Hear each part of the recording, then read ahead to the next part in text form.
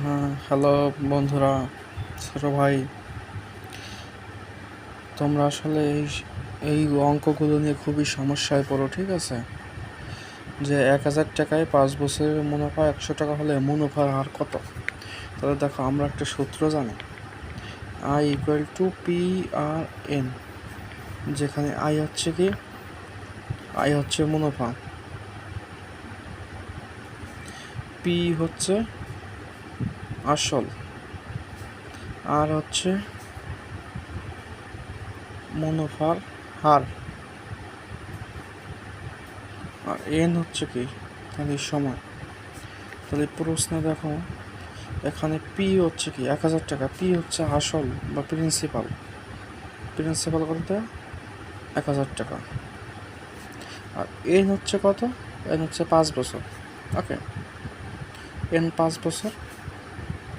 আর মুনাফা, মুনাফা I, I হচ্ছে কত টাকা? 100 টাকা। ঠিক আছে, তাহলে এবার দেখো তো, সূত্র অনুযায়ী আমাদের কি পড়ে, I = P/N। তাহলে আমরা আর হচ্ছে কি লিখতে পারি, এই পাশে আই আছে, আর এইটা যদি এই সমান চিহ্নের ওই পাশে যায়, তাহলে কী হবে, গুণ আকারে আছে, গুণ আকারে থাকলে ভাগ আকারে হয়ে যাবে, ঠিক আছে, P/N।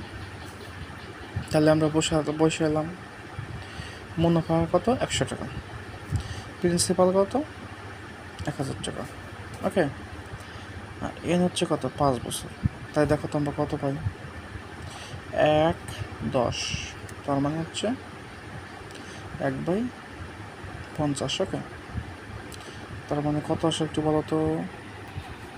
তাহলে আমরা কি লিখতে পারি এখানে, 1/50 গুণ 100 গুণ 1/100 টাকা লিখতে পারি, অবশ্যই পারি, কেন পারবো না। 50 2, তার মানে হচ্ছে 2%। ওকে, থ্যাংক ইউ।